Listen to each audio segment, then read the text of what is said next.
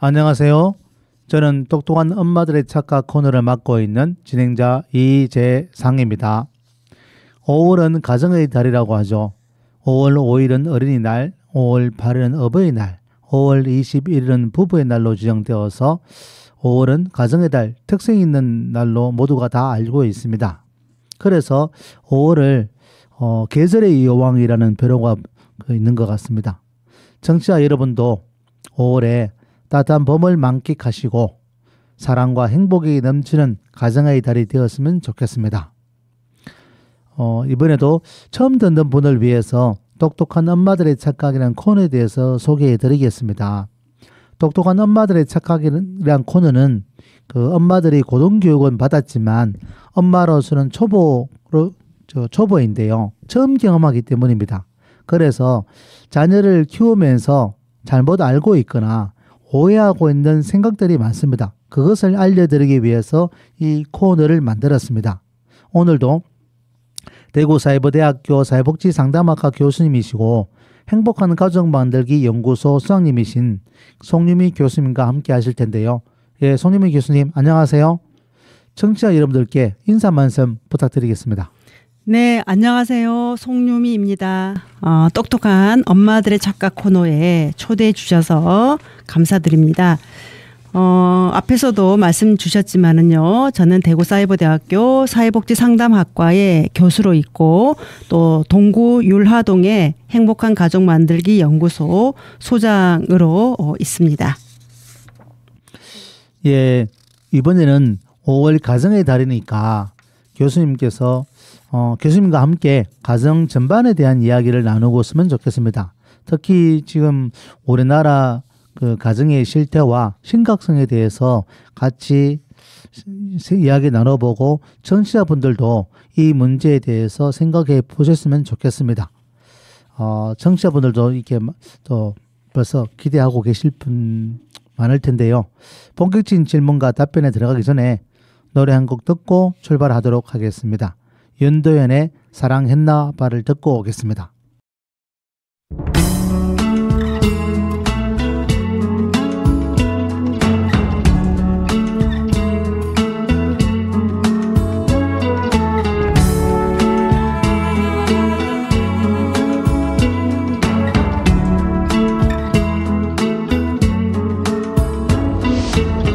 이별은 만남보다 참 쉬운 건가 봐. 차갑기만 한 사람 내 맘 다 가져간 걸 왜 알지 못하나. 보고 싶은 그 사람 사랑했나봐. 잊을 수 없나봐. 자꾸 생각나 견딜 수가 없어. 후회하나봐. 널 기다리나봐.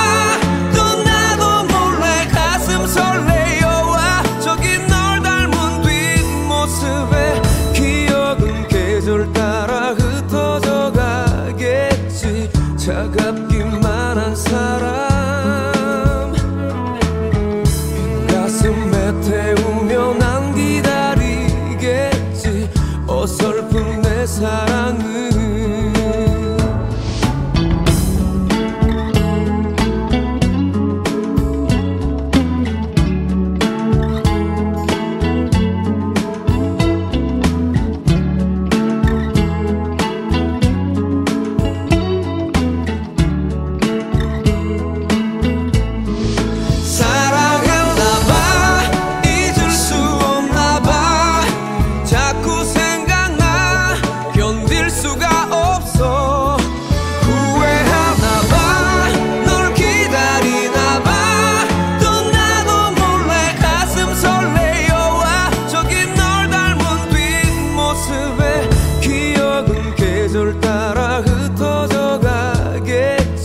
차갑기만 한 사람 가슴에 태우며 난 기다리겠지.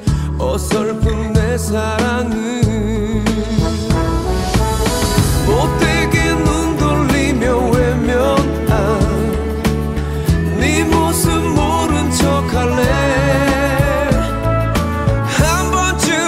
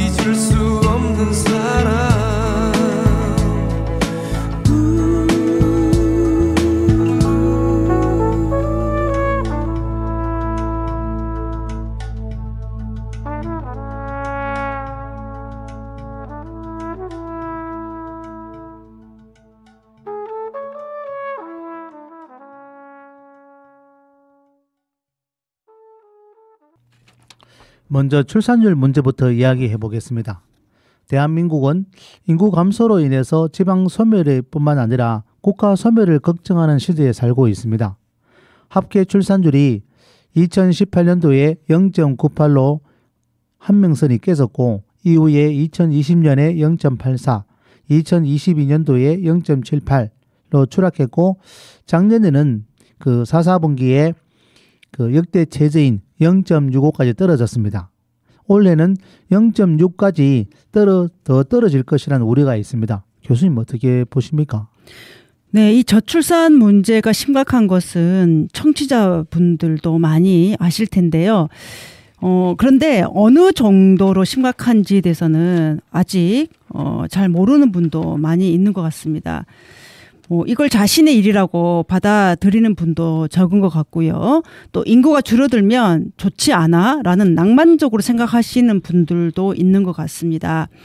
오히려 이 진행자 분께서 인구 문제와 관련된 어떤 그 학위도 받으셨고 또 계속 논문을 써오고 계시는 걸로 알고 있는데요.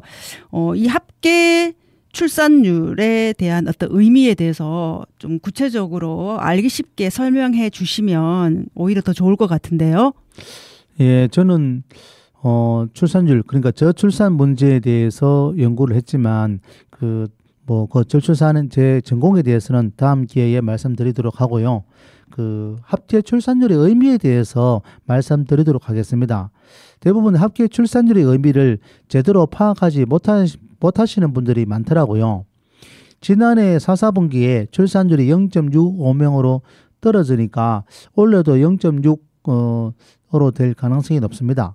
그러니까 여성 한 명이 평생 동안 그 낳을 수 있는 자녀 숫자가 출산율입니다. 그러니까 0.65라고 하는 것은 여성 한 명이 그 평생 0.65명 출산한다는 의미이죠. 이렇게 해도 금방 와닿지 않을 텐데요. 100명의 여성으로 치면 시민 그 65명, 그러니까 65명의 아이, 남녀 동수라고 했을 때 그 32.5명씩 낳는다는 의미입니다. 그러니까 32쌍이나 33쌍을 낳는다는 거죠. 그리고 여성 혼자 아이를 만드는 게 아니니까 남녀 100쌍이 33쌍을 낳는다고 보면 되죠. 이런 수준으로 가면 그 손자대에 가면 그 20명, 그러니까 10쌍 정도로 떨어지게 됩니다.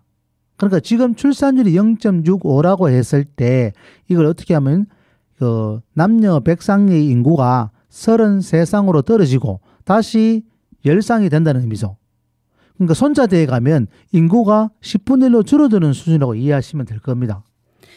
네, 출산율 0.65로 이해하는 것보다는 인구가 한 세대가 3분의 1 수준으로 떨어지고 또 2세대로 가면 또 10분의 1 수준으로 또 줄어든다라는 거. 그래서 이게 미래를 연구한 학자들이 가장 먼저 사라질 국가로 한국을 꼽고 있는 것 같습니다. 네.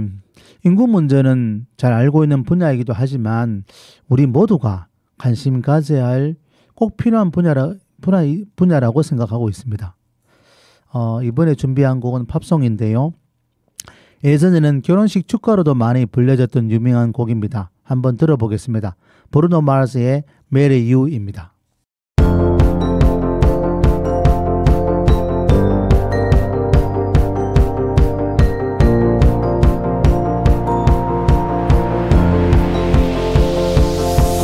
It's a beautiful night. We're looking for something dumb to do.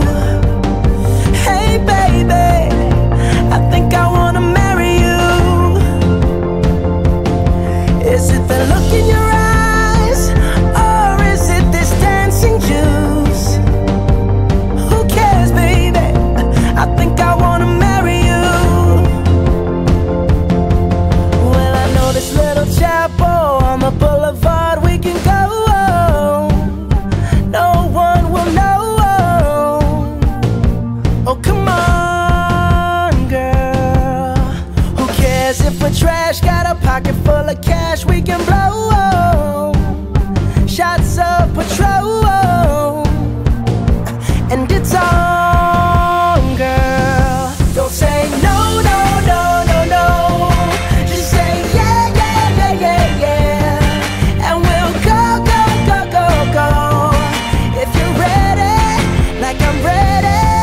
'Cause it's a beautiful night.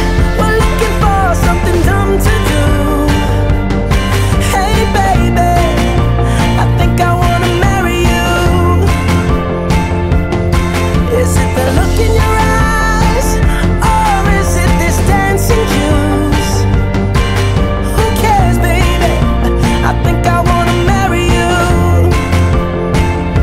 Oh, I'll go get a ring, let the choir bells sing like ooh. So what you wanna do? Let's just run, girl. If we wake up and you wanna break up, that's cool.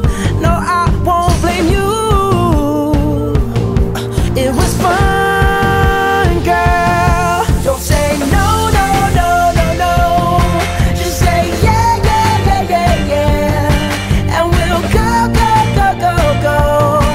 If you're ready, like I'm ready. 'Cause it's a beautiful night. We're looking for something dumb to do. Hey baby, I think I wanna marry you. Is it the look in your eyes, or is it this dancing juice? Who cares, baby? I think I wanna marry you. Just say I do.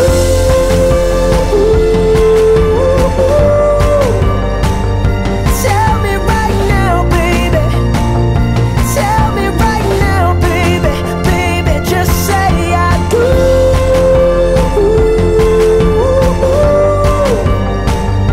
Tell me right now, baby. Tell me right now, baby. Baby, oh, it's a beautiful night. We're looking for something dumb to do. Hey baby, I think I wanna marry you. Is it the look in your eyes, or is it this dancing juice? Who cares, baby? I think I wanna marry you.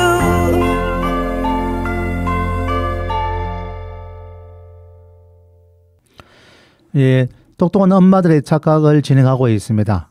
5월 가정의 달을 맞아서 가족을 둘러싼 문제들을 이야기하고자 합니다. 조금 전에는 출산의 심각성에 대해서 이야기를 나누었습니다. 출산율이 0.65라고 하면 한 가정에서 자녀가 없거나 많으면 1명, 2명을 있는 시대라는 데인데요. 이 아이들이 어떻게 자라줄지가 거기에 대해서 참 관심이 가는데요. 교수님, 우리 아이들이 참 잘 자라고 있을까요? 얼마 전에 신문을 보니까 우리나라 아동 청소년의 마음의 병을 많이 앓고 있다고 하던데요. 네, 정신병동에 입원하는 1020 세대가 최근 2, 3년 새에 2~3배 정도 증가하고 또 외래 환자는 또 더 폭증을 해서 다른 연령군에 비해서 압도적으로 증가세를 보이고 있다고 하고 있습니다. 서울의 청소년 상담복지센터 25곳의 정신건강 상담 결과 2018년도에는 16만 2,882건에서 2022년에는 31만 7,940건으로 되어서 이 4년 새에 2배 가까이로 증가한 것으로 나타났습니다. 교수님, 좀 마음의 병을 앓고 있는 청소년들이 참 많이 늘어나고 있습니다. 아이를 적게 낳는 것도 문제지만 이 출산한 아이를 제대로 키우지 못하는 것도 정말 더 큰 문제라고 보는데요. 교수님, 여기에 대해서 좀 더 말씀을 해주시죠. 이 상담을 직접 하면서 접하기도 하고요. 또 언론을 통해서 접하기도 하는데 이런 이야기들이 이제 많이 나오고 있습니다. 아이들이요, 혼자는 다양한 방법으로 노력하고 있지만 해법을 찾지 못하고 또 주변에서 도와주는 사람이 없어서 막막하다라는 이야기, 또 아무 이유 없이 화가 나거나 또 학교에서는 친구들과 매우 싸운다는 이야기도 있고요. 또 그런 자기 모습에 또 화가 나고 그래서 죽고 싶다라고도 합니다. 그리고 또 스스로가 아무것도 할 수 없는 것 같아서 또 괴롭다고도 하고요. 또 지나가는 사람들도 다 밉게 보이고 또 지하철이나 또 버스 칸에서 누군가하고 부딪히게 되면은 그 부딪힌 사람과 또 시비가 또 붙기도 하고 또 싸우기도 하는 그런 이야기들이 많이 나오고 있습니다. 저출산 문제하고 그 1020 세대의 정신 건강하고는 어떤 분명한 상관관계가 있을 것 같은데요. 어떤 상관관계가 있을까요? 아마 교수님 여러 각도에서 분석이 가능할 것 같습니다. 네, 이 자녀를 아예 낳지 않거나 또 한 명, 또 많으면 2명의 시대에 살고 있으니까 이 아이가 얼마나 귀하고 또 얼마나 또 사랑스럽겠습니까? 그래서 어느 가정이든지 간에 좀 내 새끼 지상주의가 강한 것 같습니다. 사실 일본에서는요, 20여 년 전에 이런 내 새끼 지상주의 때문에 괴물 부모라는 그런 용어가 또 생기게 되었고, 또 그것 때문에 뭐 가정에서나 또 아이나 또 학교에서도 굉장히 이제 몸살을 앓았는데요. 그것이 우리 한국 사회에도 상륙하지 않았나라는 생각을 하고 있습니다. 괴물 부모라, monster parent. 요즘 언론에서 이렇게 괴물 부모를 교사 사냥꾼 이렇게 지칭하기도 하더라고요. 좀 더 좀 설명해 주시겠습니까? 네, 2000년대 그 초반에 일본에서 나온 말인데요. 2006년도 도쿄에 있는 신주쿠 초등학교의 23세 여교사가 학부모에게 시달리다가 스스로 목숨을 끊은 사건이 있었습니다. 여러분도 잘 아시겠지만 작년 서울에서 일어났던 서희 초등학교 사건과 굉장히 판박입니다. 이 서희 초등학교 사건은요, 서울 서희 초등학교에서 근무하던 한 교사가 2023년 7월에 교내에 있는 교보제 준비실에서 스스로 목숨을 끊은 사건이죠.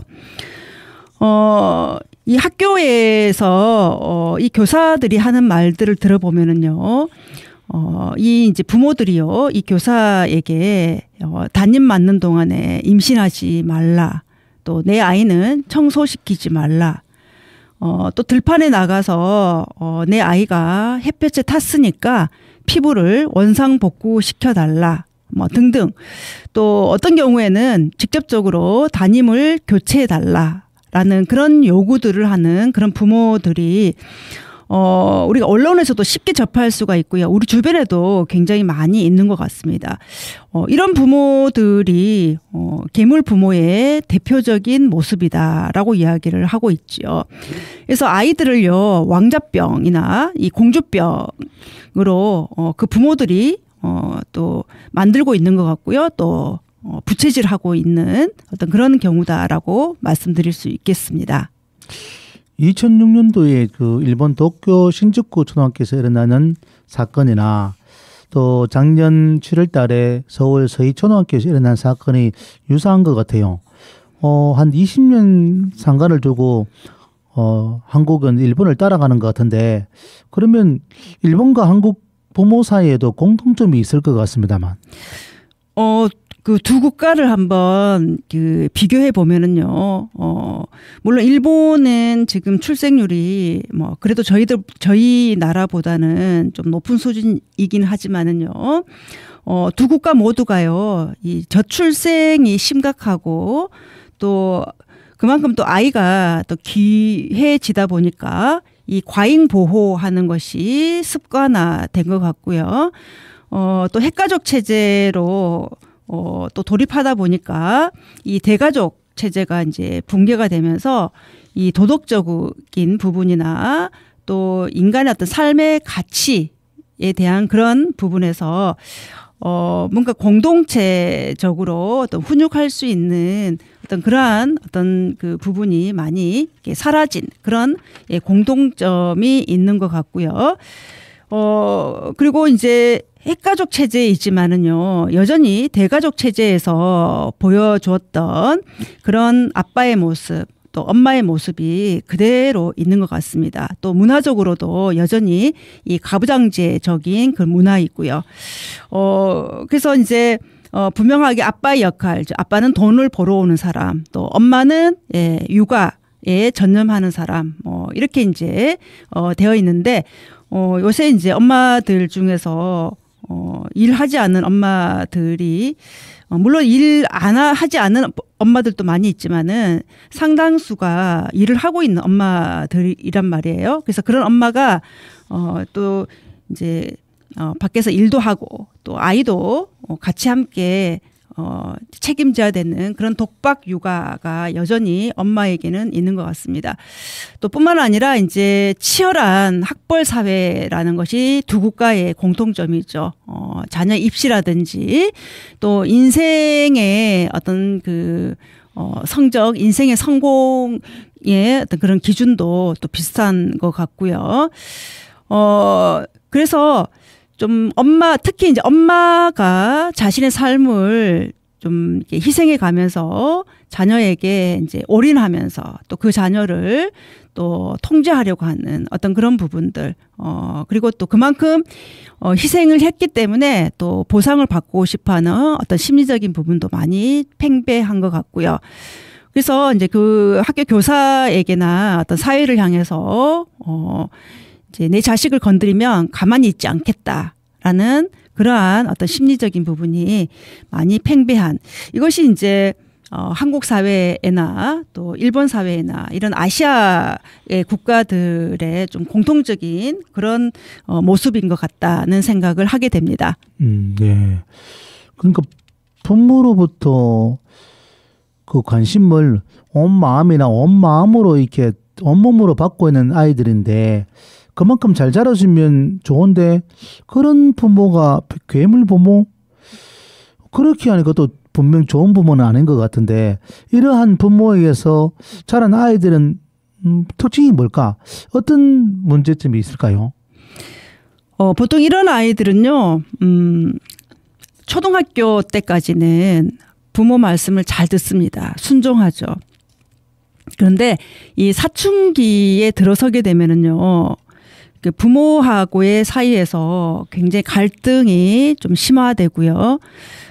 그러면서 자기 자신을 좀 함부로 하게 되고 또 그 시기에 자신이 책임지고 해야 할 그런 부분들을 좀 소홀히 하는 그런 경우가 있습니다. 그리고 어떤 스트레스가 외부로부터 그러니까 스트레스가 왔을 때 그런 어떤 회복력이 굉장히 떨어지고요. 그리고 충동적이고 그리고 또 자신의 어떤 삶에 대해서 분명한 어떤 그런 목표의식도 좀 떨어지고 또 자신이 누구인지도 잘 모르는 그런 어떤 혼란을 겪고 있는 아이들이 많이 있죠. 이것이 이제 심해지게 되면은요, 뭐 우울증이라든지 그리고 스스로에게 어떤 그 자해하는 그런 부분들 또 어떤 중독까지도 빠지게 되는 또 아주 극단적으로는 어떤 자살까지 이르게 되는 이러한 어떤 특징이 이 괴물 부모에게서 자라난 아이들에게서 보여주는 것들이다라고 말씀드릴 수 있겠습니다. 괴물 부모. 그러니까 부모의 온갖 정성으로 자란 아이들이 도리어 그 정신적으로 심각한 아이로 자란다. 모순이기도 참 안타깝습니다. 부모도 불쌍하고 또 거기서 자라는 아이도 불쌍하고. 청취자 여러분들은 어떻게 생각되십니까? 여기서 노래 한 곡 듣고 오겠습니다. 성시경의 거리에서를 듣고 오겠습니다.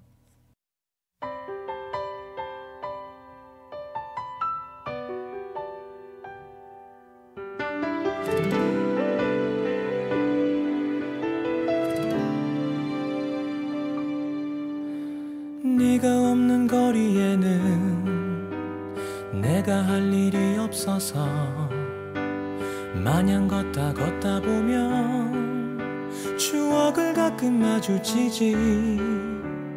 떠오르는 너의 모습 내 살아나는 그리움 한 번에 참 잊기 힘든 사람이란 걸 또 한 번 느껴지는 하루.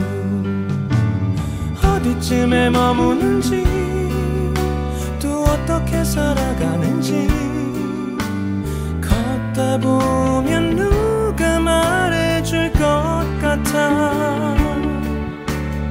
이 거리가 익숙했던 우리 발걸음이 나란했던 그리운 날들 오늘 밤 나를 찾아온다. 널 그리는 널 부르는 내 하루는 애태워도 마주친 추억이 반가워. 날 부르는 목소리에 돌아보면 텅 빈 거리 어느새 수많은 네 모습만 가득해.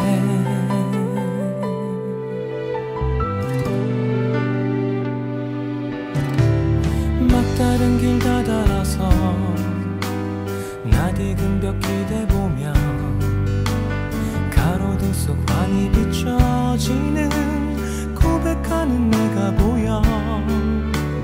떠오르는 그때 모습 내 살아나는 설레임 한 번에 참 잊기 힘든 순간이란 걸 또 한 번 느껴지는 하루. 아직 나를 생각할지 또 그녀도 나를 찾을지 걷다 보면 누가 말해줄 것 같아. 이 거리가 익숙했던 우리 발걸음이 나란했던 그리운 날들 오늘 밤 나를 찾아온다. 널 부르는 내 하루는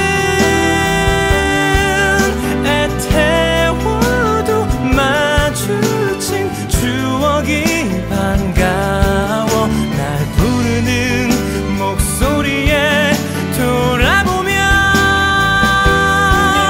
텅 빈 거리 어느새 수많은 네 모습만 가슴이 밤하늘에 외쳐본다. 이 거리는 널 기다린다고.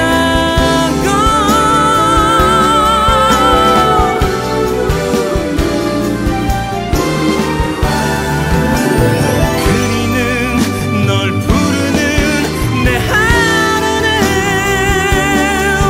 애태워도 마주친 추억이 반가워. 날 부르는 목소리에 돌아보면 텅 빈 거리 어느새 수많은 네 모습만 가득해.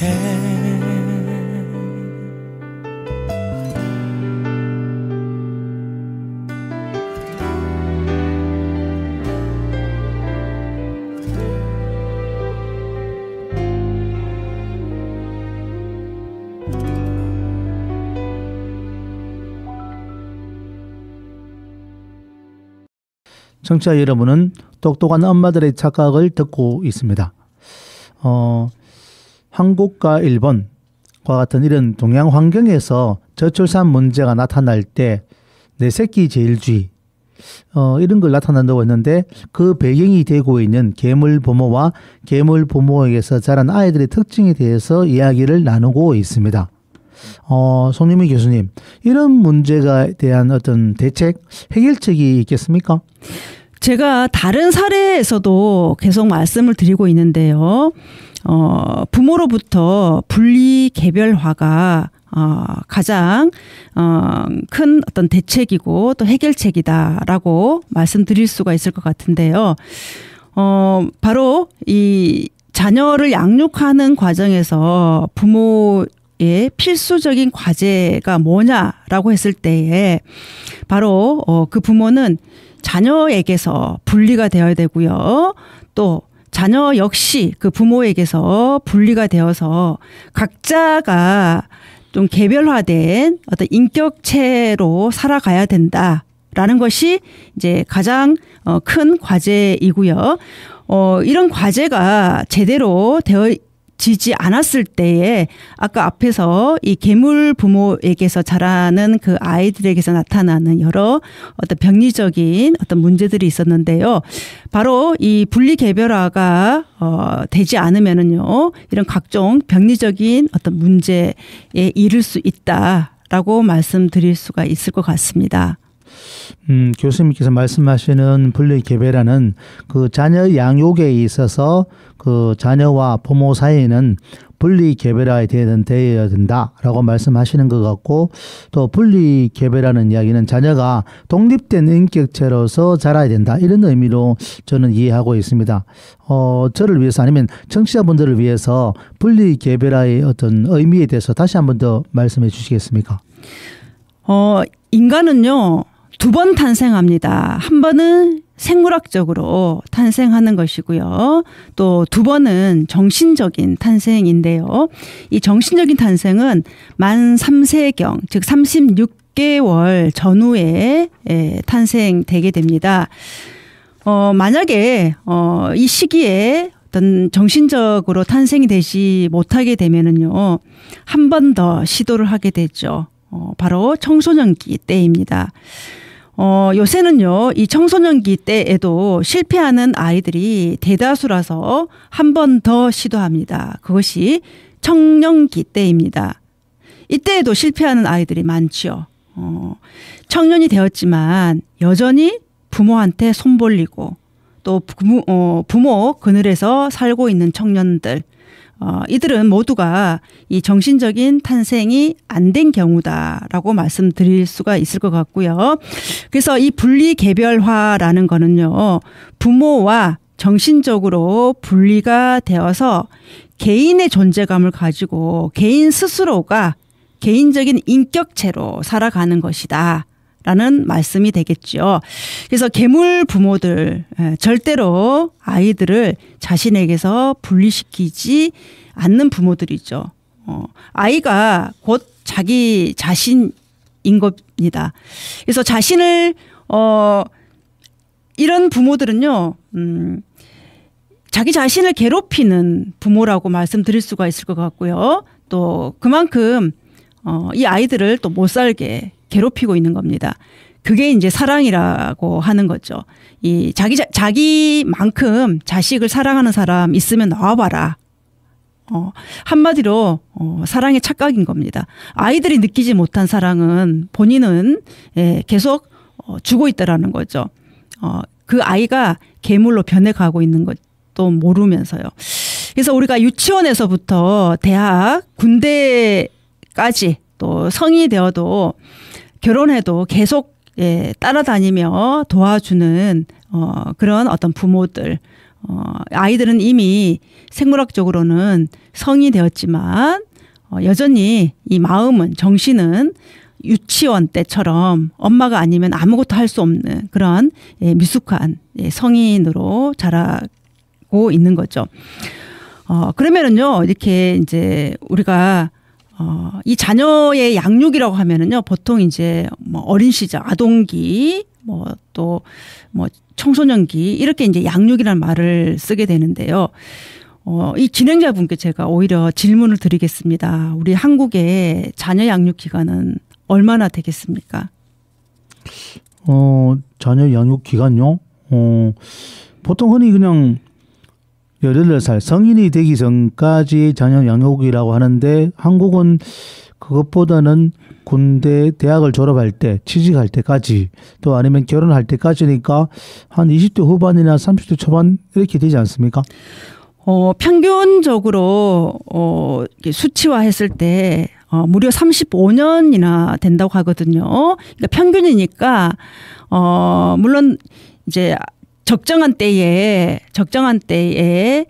아이들이 독립한 아이도 있겠지만은요, 35년보다 더 훌쩍 지난 나이에서도 부모로부터 양육을 받고 있는 성인들이 또 많다는 이야기가 되겠죠. 그래서 세계에서 가장 길다고 하거든요. 그래서 이제 성인이지만은 성이 되지 못한 그 자녀들의 어떤 인생, 굉장히 어떤 불행한 인생이 되는 것이고요. 또 그 끝은 어떤 파국에 이르는 어떤 그런 상황들이 또 많이 있습니다. 그래서 눈에 넣어도 안 아플 이 세상에서 가장 사랑한다고 하는 자식이 그런 부모들 때문에 정신적으로 죽어가고 있다라는 거는 굉장히 슬픈 어떤 현실이다고 말씀드릴 수가 있겠습니다. 우리 너밖에 없어. 뭐 다 너 잘 되라고 하는 거야. 라는 그런 표현들. 저는 이 부모의 욕망을 홀로 대리해야 하는 그런 어떤 자녀들로 이제 여겨져서 우리 부모들이 좀 굉장히 큰 어떤 사랑의 착각 속에 살고 있고 빨리 거기서 빠져나와야 될 텐데 그런 안타까움이 굉장히 이제 큽니다. 예, 교수님. 참 똑똑한 엄마들의 사랑의 착각. 그러니까 정말 사랑한다는 건데 그 자녀를 망가뜨리고 있다. 참 이 모순인 것 같습니다. 대한민국의 부모들은 자식을 사랑하지만 자녀를 망가뜨린다. 이 모순 속에서 살아간다는 게 참으로 안타깝고 또 무섭습니다. 그리고 우리 부모들이 진짜 똑똑하다고 생각하지만 정신 차려야 된다고 생각합니다. 예, 교수님 여기서 노래 한 곡 더 듣고 오겠습니다. 웨스트라이프의 My Love입니다.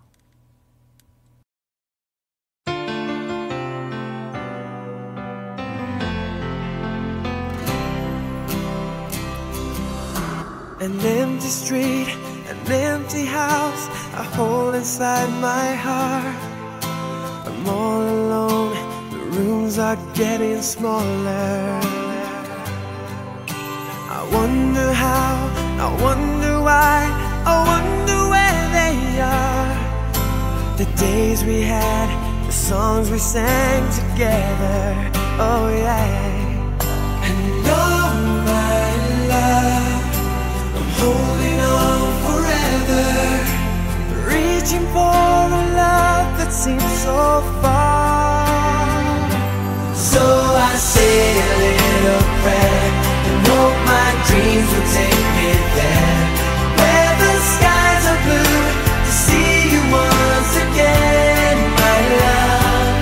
Overseas from coast to coast, to find the place I love the most, where the fields are green, to see you once again, my love.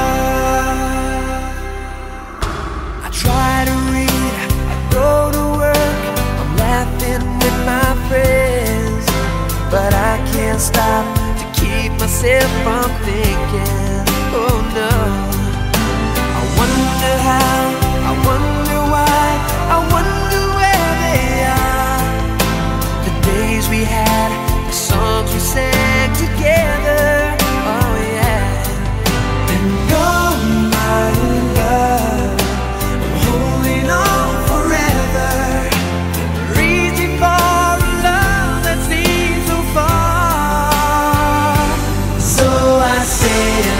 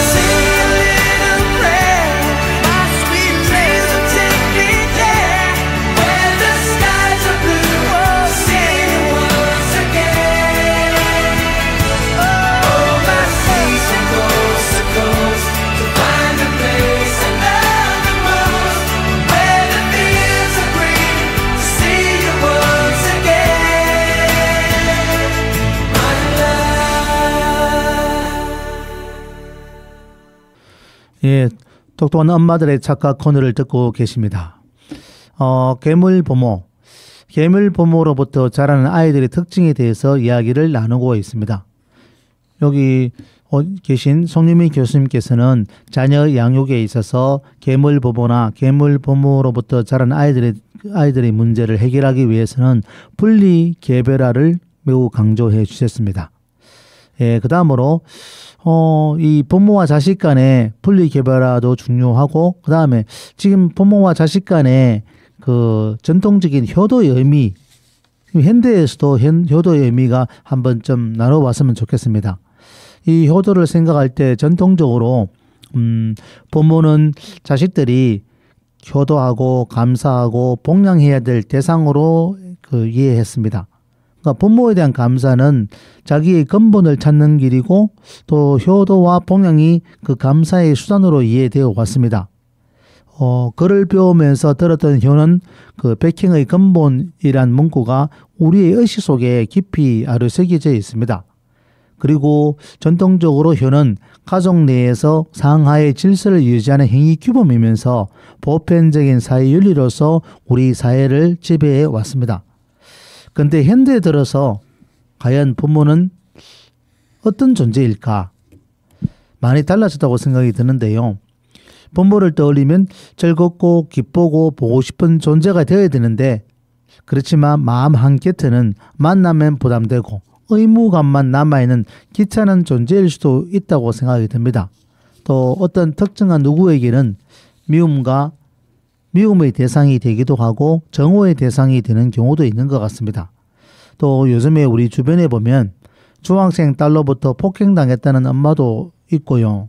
아들로부터 폭언이나 폭행을 당하는 노부모도 있는 것 같습니다. 예전에 우리나라가 충효의 나라였다고 하지만 요즘 현대에 들어서는 부모와 자식 간의 관계가 예전만 같지는 않은 것 같습니다. 참 고민이 많이 되고 참 어려운 것 같습니다. 교수님, 이 부모와 자식과의 관계를 좀 어떻게 보시는지요? 효도 해야 되는 것이고, 또 부모님은 그 효도에 대한 어떤 기대도 많이 하고 있는 것 같습니다. 근데 사실 우리가 효라는 것이 그 나이가 든 어떤 부모가 자식에게서 이제 받는 것이 이제 효도인데, 또 아이 입장에서 보면은요, 또 부모로부터 또 이 아이가 받아야 할 것이 있죠. 그래서 부모가 애초에 그 부모가 자식에게 주어야 할 것을 제대로 주지 못하고 또 자식은 또 받지 못했다라고 한다면은요, 나중에 이 자식이 자랐을 때 그 부모에게 줄 수 있는 게 없습니다. 줄 수 있는 게 없는데 어떻게 효도가 되겠습니까? 그래서 결국은 인과응보 이런 어떤 말로도 이제 이야기할 수 있을 것 같은데요. 어쨌든 저는 이제 이 부모와 이 자식 간에는 어떤 일방적인 그런 어떤 의무로 효를 행해야 된다라는 것에 대해서는 반대하는 입장이고, 이게 심리 정서적으로 들여다보면은 돌봄을 충분히 못한 아이들이 부모에게 효를 못하는 거는 당연한 결과다라고 저는 보고 있습니다. 그런 역동성이 있다라는 거죠. 그래서 이 부모와 이 자식과의 관계도 다른 인간 관계처럼 서로가 철저히 주고받는 기브 앤 테이크 관계다라고 보고 있습니다. 부모는 어린 자식을 양육하고 또 어른이 된 자식은 또 부모를 복양하는 것은 어떤 기본적인 원리인데, 앞서도 잠깐 말씀드렸지만은요, 이 자식들이 부모에 대한 효를 제대로 하지 않는 요즘 세대들을 봤을 때에, 어릴 때 그 부모가 자식을 충분히 제대로 양육하지 못했구나라고 봐도 무방하다라는 겁니다. 상담을 하거나 또 여러 어떤 이 언론에서 보도되는 어떤 사건들을 제대로 들여다보면은요, 어릴 때 부모로부터 충분히 받지 못한 그 자식들이, 이 부모를 향해서, 아주 해서는 안 되는 말이나, 또 행동이나, 그리고 또 어떤 살인까지 저지르는 어떤 그런 사건들을 이제 많이 이제, 봤을 때 바로 이러한 식의 이제 어떤 그 부모와 자식 간의 관계도 기브앤테이크다라는 말이 이제 성립이 되는 것 같습니다. 그래서 이 극단적인 존속 살해 사건들을 보면은요, 이 가해자인 자식이 당연히 비난의 대상이죠. 근데 그 사건이 일어난 경위나 어떤 과정들을 이제 파고 들어가 보면은요, 피해자인 부모가 저지른 인과응보 성격이 강합니다. 다시 말하면 피해자인 부모가 먼저 자식을 학대를 한다든지 뭐 이러한 충분히 돌보지 못한 함부로 다룬 그런 원인 제공을 한 경우가 많았다라는 거죠. 그래서 존속 살해에 대한 뭐 가중 처벌이 위헌이냐 아니냐에 대한 논란에서도 이 자식들이 부모의 재산을 노린 경우도 일부 없지 않지만은 이 부모의 학대나 방임과 같은 이 부모의 잘못으로 인해서 발생한 경우가 훨씬 많다는 점이 위헌 주장의 근거가 되기도 합니다. 보통 자식의 폐륜성보다 부모의 폐륜성이 선행이 된다라는 거죠. 그래서 자식 관계에서도 뿌린 대로 거둔다는 말이 또 그대로 적용되는 것 같습니다. 이미 앞에서 언급해 드렸던 그런 괴물 부모에게서 자란 괴물 자녀들은 절대로 효를 할 수 없습니다. 부모님들 지금 그 자신들이 이 아이들의 정신적인 범주에 얼마나 많이 침범해 있는지를 알아야 합니다. 너무나 경계선을 너무나 많이 넘어서 왔습니다. 그래서 이 외현적으로는 각자 다른 모습이지만은요, 내면적으로 들어가 보면은요, 이 아이들 마음속에는요, 그 부모가 딱 이렇게 꽈리를 털고 있다라고 이야기해도 무방할 것 같습니다. 그래서 그런 아이들이 어떻게 잘 자라겠냐라는 거죠. 그래서 계속 이제 괴물이라는 이 용어를 쓰고 있습니다만은요, 그만큼 우리가 이런 어떤 용어에서 느끼는 그런 좀 강한 어떤 그런 느낌들을 우리가 가지면서 정말 각성해야 되는 어떤 상황이 있지 않는가라는 생각이 듭니다. 예, 교수님께서는 부모와 자식 간의 효를 일방적인 의무로 보는 어떤 전통적인 개념을 반대하고 부모와 자식 간의 관계는 다른 인간관계처럼 철저한 기브 앤 테이크다, 주고받기다, 그런 말씀을 하셨는데요. 그래도 지금 이 효라는 걸 전통적인 효가 아니더라도 효를 현대적으로 뭔가 되살려야 하지 않겠습니까?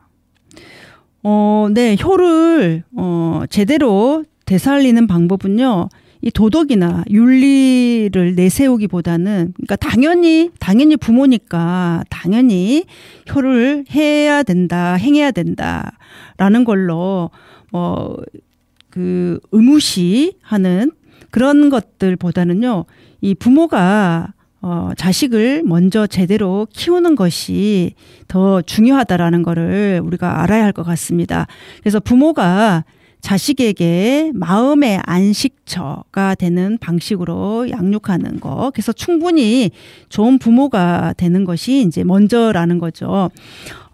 그렇다고 해서 이 부모와 자식이 서로 의존적인 관계가 되라는 것은 절대 아닙니다. 아까 앞에서도 분리개별화의 중요성에 대해서도 말씀드렸지 않습니까? 그래서 요즘 부모들은요, 많이 부모 스스로가 많이 성공하고 싶어 합니다. 그리고 부모 스스로가 돈도 많이 벌고 싶어 해요. 그러다 보니까는 많이 바쁩니다. 너무나 바쁘거나 아니면은 또 너무 지나치게 모든 것들을 이 아이에게 푹 빠져 있거나 뭐 이런 어떤 그 둘 중에 하나인 부모들이 많이 있지 않습니까? 그래서 아이들은요 또 부모가 시키는 대로 학원에 쫓아 다니느라고 서로 마음을 교류하는 법을 또 잊고 삽니다. 또 학원에 가서도 이 아이와 아이들 간에 어떤 그런 교류도 그렇게 많지 않습니다. 오히려 이제 경쟁만 부추기는 경쟁의 어떤 기술을 가르치는 곳이 저는 학원이다라고 생각하고 있거든요. 그래서 이 마음의 이 교류, 서로가 좋은 감정을 주고받으면서 어떤 긍정적인 그런 에너지들이 축적되어져야 하는데, 현대에 살고 있는 우리 부모님들 또 아이들, 는 이제 이런 긍정적인 에너지가 상당히 빈약하고 또 많이 결핍되어 있고 취약하다라는 어떤 그런 것들을 또 말씀드릴 수가 있을 것 같습니다. 그래서 우리가 돈과 어떤 성공에 매달리다 보면은요, 어느덧 세월이 흘러서 그 부모는요, 이 자식에게 부담스러운 존재가 돼버릴 수밖에 없고요. 그래서 그런 부모하고는요, 관계 맺는 것이 부담스럽고 또 관계 맺고 싶어 하지도 않습니다. 그래서 이제 부모가 나이가 들면은 진짜 부모들이 기대하는, 원하는 그러한 진정한 효를 받기가 어려운 거죠. 뭐 극단적으로는 아이 손에 자녀 손에 안 맞거나 뭐 안 죽으면 또 다행인 어떤 그런 셈이 되는 거죠. 그래서 효를 아까 진행자분께서 현대적으로 되살려야 되지 않느냐라고 하셨는데, 바로 이 효를 현대에 맞게 되살리려면은요, 애초에 그 부모가 이 자식에게 충분히 좋은 그런 부모가 되어줘야 되고요. 또 이 자식에게는 그 부모가 영혼의 안식처가 되어야 할 것이고, 또 서로가 친밀한 어떤 파트너가 되어야 되는 거죠. 그래서 성인이 된 자녀들이 살아가면서 얼마나 많이 힘듭니까? 어떤 회사 생활이 힘들 수도 있을 것이고요.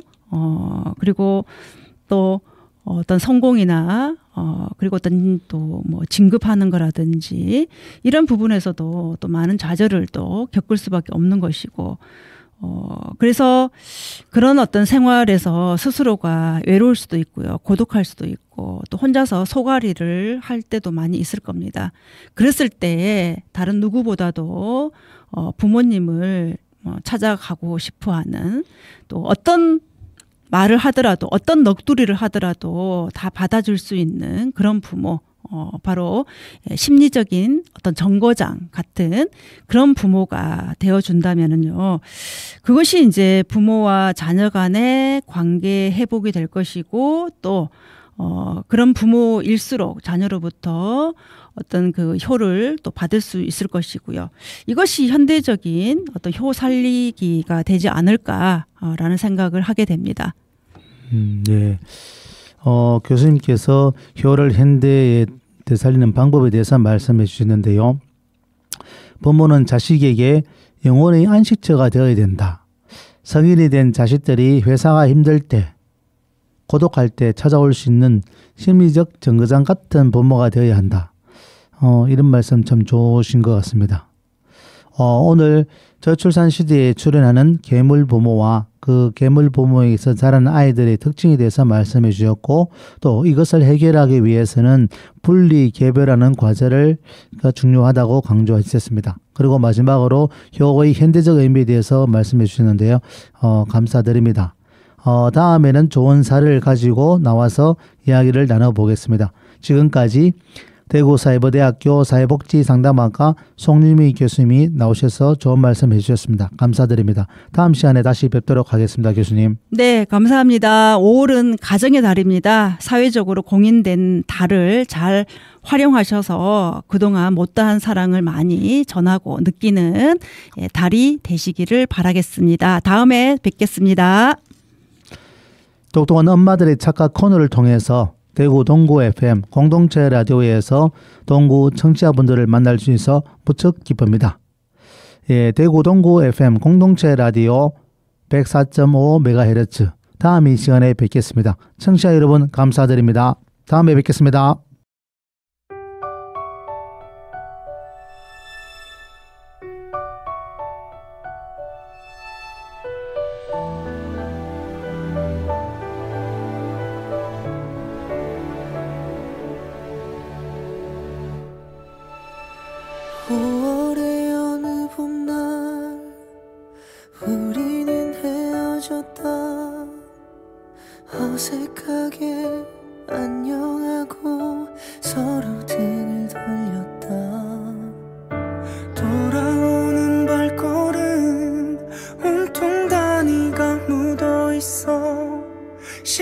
마음이 안 나서 아프지도 않았다.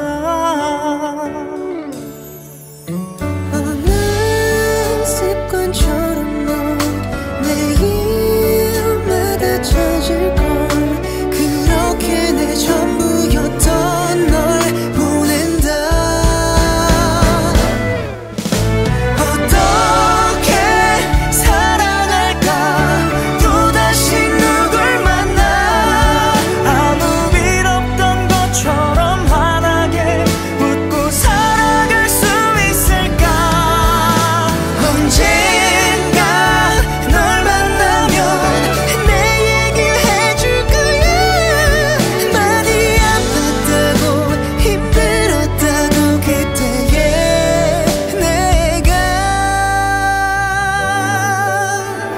특별할 줄 알았던 우리 둘의 이야기는 아무것도 아니었던 그저 흔한 사람